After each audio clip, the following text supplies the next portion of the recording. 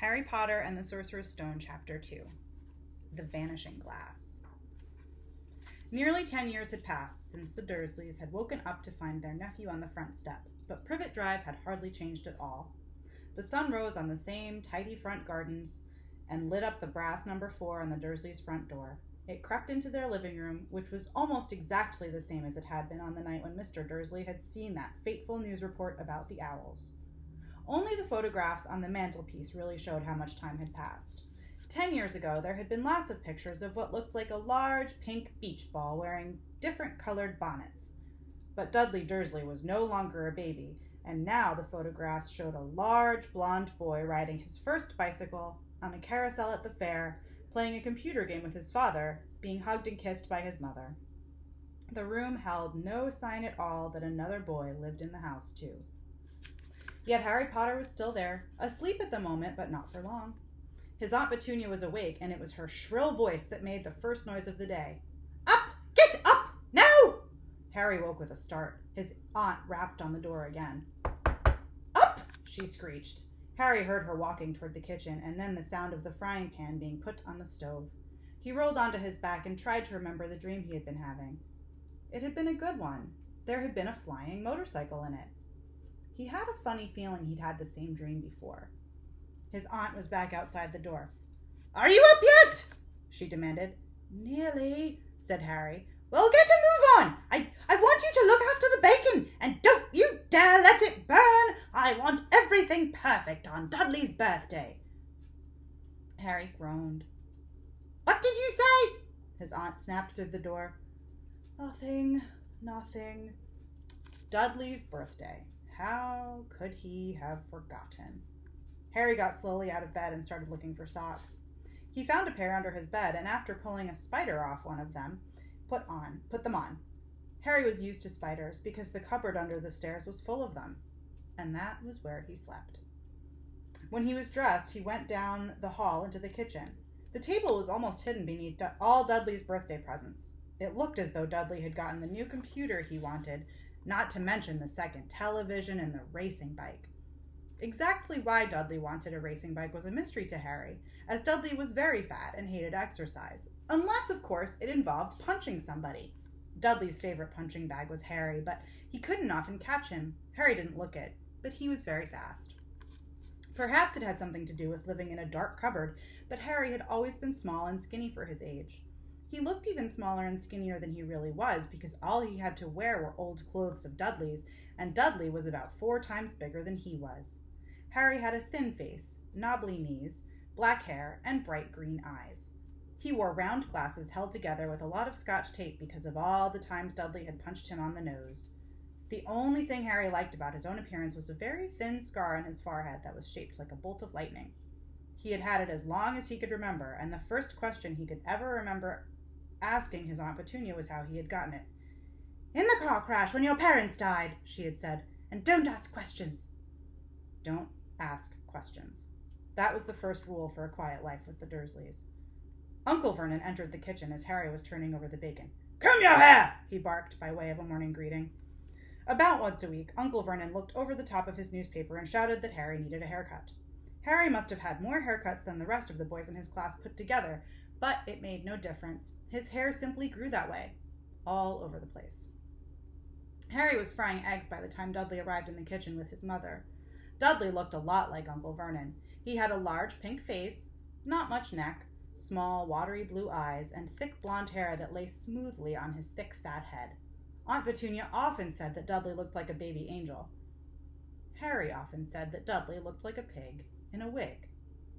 Harry put the plates of egg and bacon on the table, which was difficult as there wasn't much room. Dudley, meanwhile, was counting his presents. His face fell. 36, he said, looking up at his mother and father. "That's 2 less than last year." "Darling, you haven't counted Auntie Marge's presents. See, it's here under this big one from Mummy and Daddy." "All right, 37 then," said Dudley, going red in the face. Harry, who could see a huge Dudley tantrum coming on, began wolfing down his bacon as fast as possible in case Dudley turned the table over. Aunt Petunia obviously scented danger too because she said quickly, "And we'll buy you another 2 presents while we're out today. How's that, Pumpkin? 2 more presents. Is that all right? Dudley thought for a moment. It looked like hard work. Finally, he said slowly, So I'll have 39, sweetums, said Aunt Petunia. Oh, Dudley sat down and grabbed the nearest parcel. All right, then, Uncle Vernon chuckled. Little Tyke wants his money's worth, just like his father. Attaboy, Dudley. He ruffled Dudley's hair. At that moment, the telephone rang, and Aunt Petunia went to answer it while Harry and Uncle Vernon watched Dudley unwrap the racing bike, a video camera, a remote control airplane, 16 new computer games, and a VCR. He was ripping the paper off a gold wristwatch when Aunt Petunia came back from the telephone looking both angry and worried. Bad news, Vernon, she said. Mrs. Fig's broken her leg. She can't take him. She jerked her head in Harry's direction. Dudley's mouth fell open in horror, but Harry's heart gave a leap. Every year on Dudley's birthday, his parents took him and a friend out for the day, to adventure parks, hamburger restaurants, or the movies. Every year, Harry was left behind with Mrs. Fig, a mad old lady who lived 2 streets away. Harry hated it there. The whole house smelled of cabbage, and Mrs. Fig made him look at photographs of all the cats she'd ever owned. Now what? Said Aunt Petunia, looking furiously at Harry as though he'd planned this. Harry knew he ought to feel sorry that Mrs. Fig had broken her leg, but it wasn't easy when he reminded himself it would be a whole year before he had to look at Tibbles, Snowy, Mr. Paws, and Tufty again. We could phone Marge, Uncle Vernon suggested. Don't be silly, Vernon. She hates the boy. The Dursleys often spoke about Harry like this, as though he wasn't there, or rather, as though he was something very nasty that couldn't understand them, like a slug. Well, what about, what's her name, your friend, Yvonne? On vacation in Majorca, snapped Aunt Petunia. You could just leave me here, Harry put in hopefully. He'd be able to watch what he wanted on television for a change, and maybe even have a go on Dudley's computer. Aunt Petunia looked as though she'd just swallowed a lemon. And come back and find the house in ruins, she snarled. I won't blow up the house, said Harry, but they weren't listening. I suppose we could take him to the zoo, said Aunt Petunia slowly, and leave him in the car. That car's new. He's not sitting in it alone. Dudley began to cry loudly. In fact, he wasn't really crying. It had been years since he'd really cried. But he knew that if he screwed up his face and wailed, his mother would give him anything he wanted. Dinky Daddy-Doms, don't cry. Mummy won't let him spoil your special day, she cried, flinging her arms around him. I don't want him to come, Dudley yelled between huge pretend sobs. He always spoils everything. He shot Harry a nasty grin through the gap in his mother's arms. Just then the doorbell rang. Oh, good Lord, they're here, said Aunt Petunia frantically, and a moment later Dudley's best friend, Piers Pulchus, walked in with his mother. Piers was a scrawny boy with a face like a rat. He was usually the one who held people's arms behind their backs while Dudley hit them. Dudley stopped pretending to cry at once. Half an hour later, Harry, who couldn't believe his luck, was sitting in the back of the Dursleys' car with Piers and Dudley, on the way to the zoo for the first time in his life. His aunt and uncle hadn't been able to think of anything else to do with him, but before they'd left, Uncle Vernon had taken Harry aside. I'm warning you, he had said, putting his large purple face right up close to Harry's. I'm warning you now, boy. Any funny business, anything at all, and you'll be in that cupboard from now until Christmas. I'm not going to do anything, said Harry, honestly. But Uncle Vernon didn't believe him. No one ever did. The problem was, strange things often happened around Harry, and it was just no good telling the Dursleys he didn't make them happen. Once, Aunt Petunia, tired of Harry coming back from the barber's looking as though he hadn't been at all, had taken a pair of kitchen scissors and cut his hair so short he was almost bald except for his bangs, which she left to hide that horrible scar. Dudley had laughed himself silly at Harry, who spent a sleepless night imagining school the next day, where he was already laughed at for his baggy clothes and taped glasses. Next morning, however, he had gotten up to find his hair exactly as it had been before Aunt Petunia had sheared it off. He had been given a week in his cupboard for this, even though he had tried to explain that he couldn't explain how it had grown back so quickly. Another time, Aunt Petunia had been trying to force him into a revolting old sweater of Dudley's, brown with orange puffballs. The harder she tried to pull it over his head, the smaller it seemed to become, until finally it might have fitted a hand puppet, but certainly wouldn't fit Harry. Aunt Petunia had decided it must have shrunk in the wash, and, to his great relief, Harry wasn't punished. On the other hand, he'd gotten into terrible trouble for being found on the roof of the school kitchens. Dudley's gang had been chasing him as usual when, as much to Harry's surprise as anyone else's, there he was sitting on the chimney. The Dursleys had received a very angry letter from Harry's headmistress telling them Harry had been climbing school buildings. But all he tried to do, as he shouted at Uncle Vernon through the locked door of his cupboard, was jump behind the big trash cans outside the kitchen doors. Harry supposed that the wind must have caught him in mid-jump. But today, nothing was going to go wrong. It was even worth being with Dudley and Piers to be spending the day somewhere that wasn't school, his cupboard, or Mrs. Figg's cabbage-smelling living room. While he drove, Uncle Vernon complained to Aunt Petunia. He liked to complain about things. People at work, Harry, the council, Harry, the bank, and Harry were just a few of his favorite subjects. This morning it was motorcycles. "Roaring along like maniacs, those young hoodlums," he said as a motorcycle overtook them. "I had a dream about a motorcycle," said Harry, remembering suddenly. "It was flying." Uncle Vernon nearly crashed into the car in front. He turned right around in his seat and yelled at Harry, his face like a gigantic beet with a mustache. "Motorcycles don't fly!" Dudley and Piers sniggered. "I know they don't," said Harry. "It was only a dream." But he wished he hadn't said anything. If there was one thing the Dursleys hated even more than his asking questions, it was his talking about anything acting in a way it shouldn't, no matter if it was in a dream or even a cartoon. They seemed to think he might get dangerous ideas. It was a very sunny Saturday, and the zoo was crowded with families. The Dursleys bought Dudley and Piers large chocolate ice creams at the entrance, and then, because the smiling lady in the van had asked Harry what he wanted before they could hurry him away, they bought him a cheap lemon ice pop.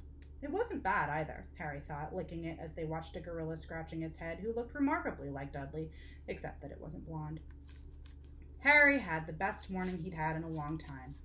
He was careful to walk a little way apart from the Dursleys so that Dudley and Piers, who were starting to get bored with the animals by lunchtime, wouldn't fall back on their favorite hobby of hitting him.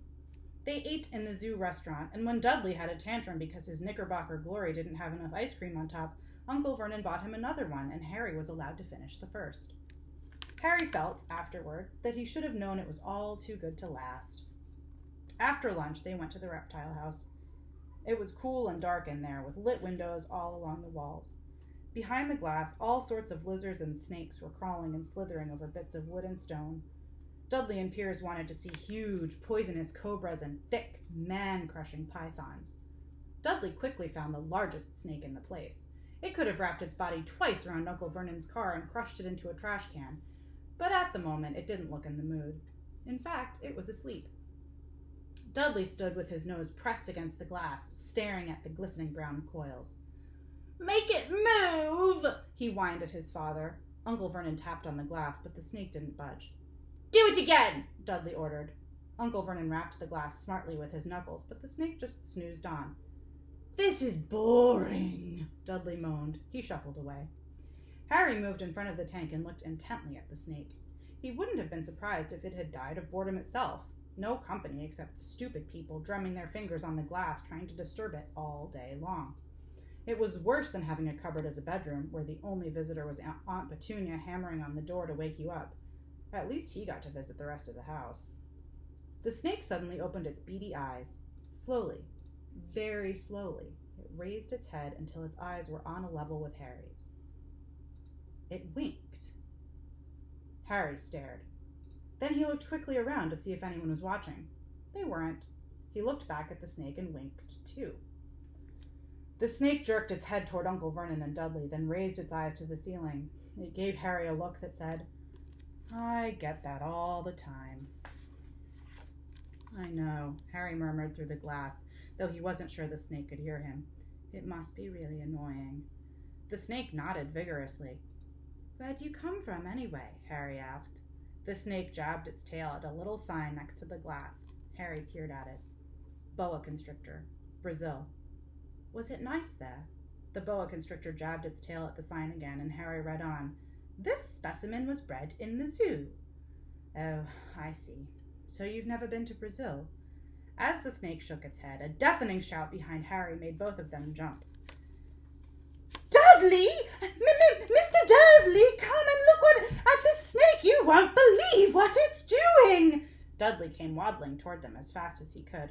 Out of the way, you! He said, punching Harry in the ribs. Caught by surprise, Harry fell hard on the concrete floor. What came next happened so fast, no one saw how it happened. 1 second, Piers and Dudley were leaning right up close to the glass. The next, they had leapt back with howls of horror. Harry sat up and gasped. The glass front of the boa constrictor's tank had vanished. The great snake was uncoiling itself rapidly, slithering out onto the floor. People throughout the reptile house screamed and started running for the exits. As the snake slid swiftly past him, Harry could have sworn a low, hissing voice said, Brazil, here I come. Thanks, amigo. The keeper of the reptile house was in shock. But the glass, he kept saying. Where did the glass go? The zoo director himself made Aunt Petunia a cup of strong, sweet tea while he apologized over and over again. Piers and Dudley could only gibber. As far as Harry had seen, the snake hadn't done anything except snap playfully at their heels as it passed. But by the time they were all back in Uncle Vernon's car, Dudley was telling them how it had nearly bitten off his leg, while Piers was swearing it had tried to squeeze him to death. But worst of all, for Harry at least, was Piers calming down enough to say, Harry was talking to it, weren't you, Harry? Uncle Vernon waited until Piers was safely out of the house before starting on Harry. He was so angry he could hardly speak. He managed to say, Go! Cupboard! Stay! No meals!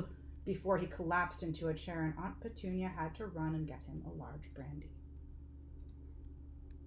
Harry lay in his dark cupboard much later, wishing he had a watch.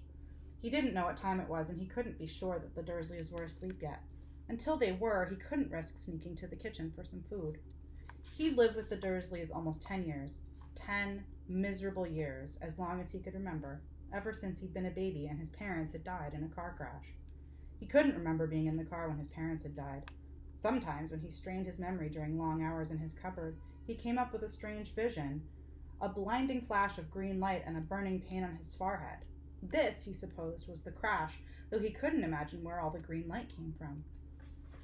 He couldn't remember his parents at all. His aunt and uncle never spoke about them, and of course he was forbidden to ask questions. There were no photographs of them in the house. When he had been younger, Harry had dreamed and dreamed of some unknown relation coming to take him away, but it had never happened. The Dursleys were his only family. Yet sometimes he thought, or maybe hoped, that strangers in the street seemed to know him. Very strange strangers they were, too. A tiny man in a violet top hat bowed to him once while out shopping with Aunt Petunia and Dudley. After asking Harry furiously if he knew the man, Aunt Petunia had rushed them out of the shop without buying anything.